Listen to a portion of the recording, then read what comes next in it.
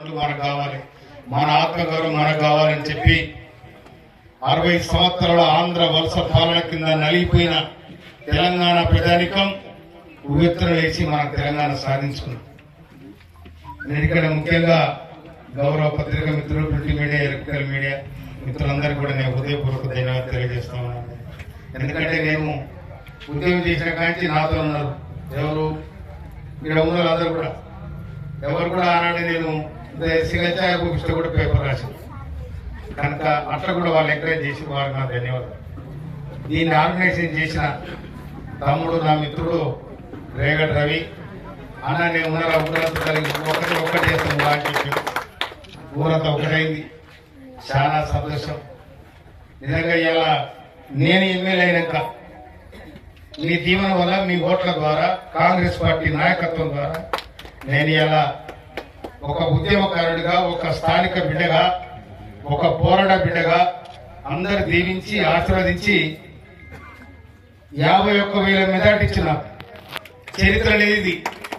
51,000 majority. పోయినా పిల్లగాడు 2 సార్లు గెలిచిండు. వాడు ఏం చేసిండు, మొత్తం ఈ రోడ్ల మీద కాకర ఇసుక లాగులపై ఇసుక, ఇక ఈ దందాలు చేసిరు. మాది మాట్లాడతాకు ఎలుగని చేసి తప్పిరాడ, ఎందుకు మాట్లాడితే ఎలుగని చేసి తప్పారు. అలా పాలన సాగింది.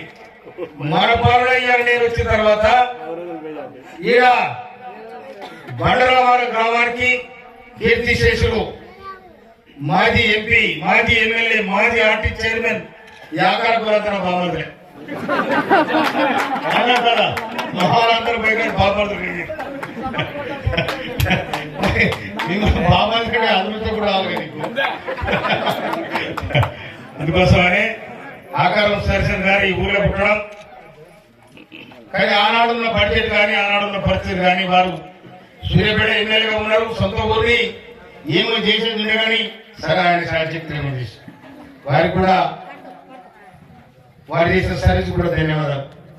నేను ఎమ్మెల్యే అయిన తర్వాత ఈ ఊరికి రుణమాఫీ కావచ్చు, రైతు భరోసా కావచ్చు, రకరకాల స్కీముల ద్వారా 4,7,52,850 రూపాయలు ఈ ఊరికి వచ్చింది. రుణమాఫీ జరిగింది, రైతు బంధు జరిగింది, సన్న బియ్యం ఇచ్చినాం. మొన్న 14వ తారీఖున, పోయిన నెల 14వ తారీఖు నాడు రాష్ట్ర ముఖ్యమంత్రి వర్యులు రేవంత్ రెడ్డి గారు తుంగతుర్తి నియోజకవర్గం తిరుమలలో బహిరంగ సభ పెట్టి రాష్ట్ర వ్యాప్తంగా ఈ రేషన్ కార్డుల పంపిణీ జరిగింది.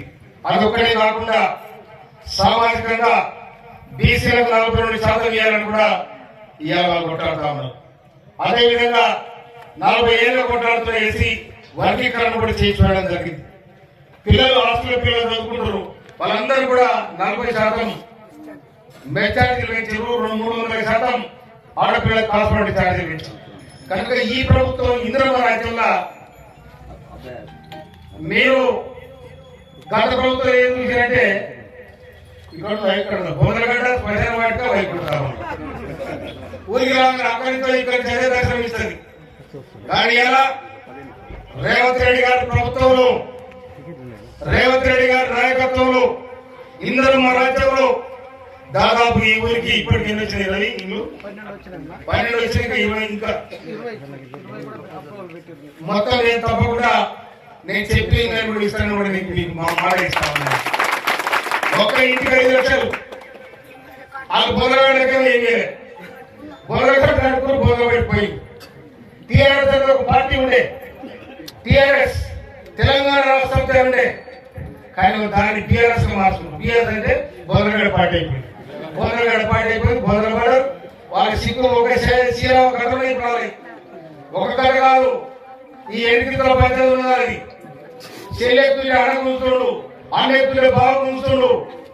ఇద్దరు కలిసి కేసీఆర్ మేడం చుట్టుకున్నారు. అందరు కలిసి ఆ చుట్టూ పోయిందో కూడా చాలా కష్టం. అందుకోసమనే ఏనాడైతే ప్రజలు కొట్లాడి, విద్యార్థులు అమరై, వేలాది మంది అమరై తెలంగాణ రాష్ట్రాన్ని సాధించుకొని మీ చేతులు పెడితే మీ చేసిన పనిటిది. నీ కళ్ళ ముందే కాళేశ్వరం పెట్టారు. కాళేశ్వరం నీ కళ్ళ ముందే కూలిపోయింది. కాళేశ్వరం 10 లక్షల కోట్లు పెట్టి కడితే నీ కళ ముందే కూలిపోయింది. కూలిపోయింది, నేల